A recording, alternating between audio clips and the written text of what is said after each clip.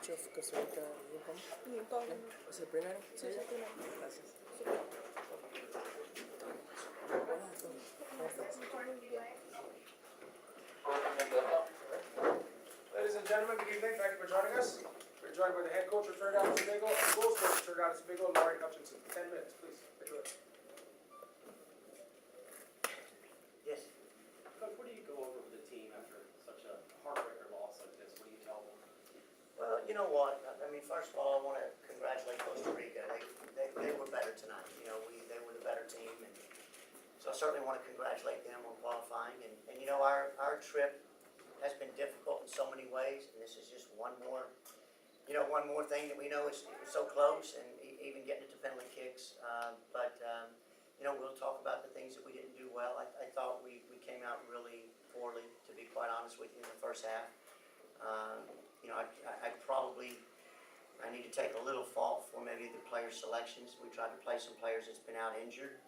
You know, hoping to trying to get, you know, what we thought was the best 11 on, and they just weren't ready to go, so we had to make some changes. I thought we got a little better at halftime, but you know, as you guys saw, we really just made the game ugly. We started playing a lot more direct the second half, just to try to not let them get in a rhythm and see if we could pin them in a little bit, and you know, and get something off of a set piece, which we did with Lauren. And credit our players for the fight to, you know, tie the thing up, and even not playing well and get into PKs. But you know, we'll have to go back and figure out, you know, the things that we didn't do well, and figure out why it was a slow start, and get back after it. This team won't give up. I'll tell you that. And at least by not playing well tonight, you at least saw that they're going to fight you all the way to the end, and I have no doubt we'll do that again Sunday. Lauren, talk about the emotional roller coaster ride you and the team had tonight. Going down 1-0, equalizing, and the penalty kick tiebreaker, and now you have to look forward to Sunday in that third place match. Put it into perspective. Yeah, I mean, we have such an amazing coach, and we would do absolutely anything for him. I believe if we keep sticking to what he wants us to do and keep fighting, I think we're going to get the result that we truly want. And like you said, this team has been through a roller coaster, and we're going to keep fighting until we get what we want, and that's to qualify. And the penalty is 0 for 3. Is that something that you didn't have a lot of time to work on, or is it one of those things that you planned out? No, we've actually worked on them the last couple of days. I mean, it hasn't been a priority for us with the short time we've had them together, but the last couple of days we worked on them. We felt good about our shooters, and you know, either their goalkeeper was really, really good, or we didn't take them as well as we should have. You know, she seemed to be guessed right on every one of them, and so, you know, credit her for making the saves. And you know, I think sometimes when you get into penalties, that's, you know, anybody can win. I mean, I'm sure if we'd have walked away winning the game on penalties, Costa Rica would have really felt poorly as well as they played. They would have felt like they got robbed, you know, not winning outright. So it's just, when it comes down to penalties, that's just kind of the way it is. Lauren, obviously you've got some big connections here, like youth, high school, college. What's it been like for you coming back to the US and playing for your national team? Have you got just all the kind of happy memories that you've had playing in this country? Yeah, I mean, it's amazing. My dad has a connection to Trinidad Tobago, and 3 years ago when I played under Tim and Tiff Sahadak, they gave me the opportunity to come out and play. And it's been amazing. And the fact that we got to play in the States was great for me, because I get to go and represent both my families. You know, my heritage and then where I grew up. So it's just been absolutely amazing, and I wouldn't trade it for the world. Coach, Red Sports, let's ask, earlier in the game, I think you run into some problems with the changes. At the end of the game, you had no changes to make. You see yourself, you had a problem that you had to make these changes so early? Yeah, I think that's what I was saying to you earlier. We thought Tasha St. Louis and we thought Karen Forbes were ready to go. And you could see right from the beginning of the game, their mobility wasn't anywhere near what we needed. And so we felt like we had to make those changes at half, because we were already down 1. We didn't want to get down 2.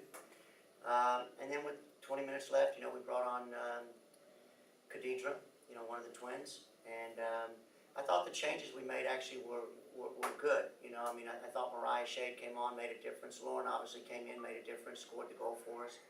And I thought Khadidra gave us a lot more mobility in midfield.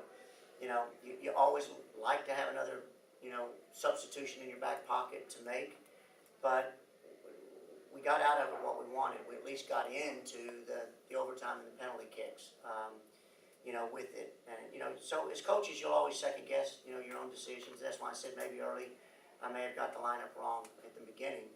But you know, we've been trying to rehab and get these players back because they're so key to what we do. And we just felt like they were ready, and unfortunately they weren't as ready as we thought. For either one of you, you played 120 minutes tonight. You're playing again in 2 days. You were that close to qualifying for a World Cup. Is the challenge on Sunday bigger physically or emotionally, mentally? I would say mentally. You know, I think you're able to push your body to a certain point, and you have to believe it. If you keep telling yourself, I can't make that extra run, you know, then obviously you're not going to be able to do it. We work as a team on controlling our energy, and that's what we're going to have to do. We're going to have to go home, we're going to have to take those ice baths, hydrate up, and mentally be prepared for Sunday, because we're going to come for the fight, for sure. Randy, you still have your chance, obviously, but what does it mean for a team that's not the U.S. or Canada or Mexico to have qualified? To not qualify today? To have qualified in Costa Rica. Oh, I think you can hear the celebrations down the hall. I mean, you can see what it means to them. It's, you know, like I said, you know, when we qualified, because I'm going to sit here and tell you tonight, I still believe this team's going to qualify. You know, whether it's Sunday, whether it's with Ecuador, this team, I believe strongly, is going to qualify. So, you know, I've been talking all week about the importance of what that will do to change the football in the Caribbean islands and for Trinidad in particular. And I'm sure it's the same for Costa Rica. It's their first ever time in the World Cup, and I'm sure it's going to be a big boost to Costa Rica and their federation to qualify. And, you know, it's that dream come true for everybody, coaches and players alike. Warren, is there any sense of any additional recognition of what you guys are doing back home? What do you mean by that question? I'm sorry. People back in Trinidad, and is there a sense that there's acceptance and appreciation of what you guys are doing? Oh, of course, absolutely. We've never been this far, and you know, to come this far and do this well, it's amazing. I mean, we have so much support, not just back home, but here as well. Like, I mean, I'm sure people know Dallas was absolutely amazing to us. But like I said, the support back home has just been an outrage, which is awesome for us. Final question? Coach, Kamika Forbes was so huge in the pipes again tonight. How important is she to this team? Well, she's key. I think she's one of the best goalkeepers in the tournament, for sure. And, you know, you could see that against the U.S., and you saw her come up big, you know, for us again tonight. So I think she's huge for us. I think she's a very, very good goalkeeper. And I said this maybe after the U.S. game, you'd be surprised at how little coaching and work she's really had, you know, in her youth development growing up. So I think she's a phenom, and I think she's a star player for us. And I think we've got, you know, a handful of really, really talented players. And it's just a matter of being able to put the pieces together and get it done. And, you know, like I said, I still think we will. Thank you.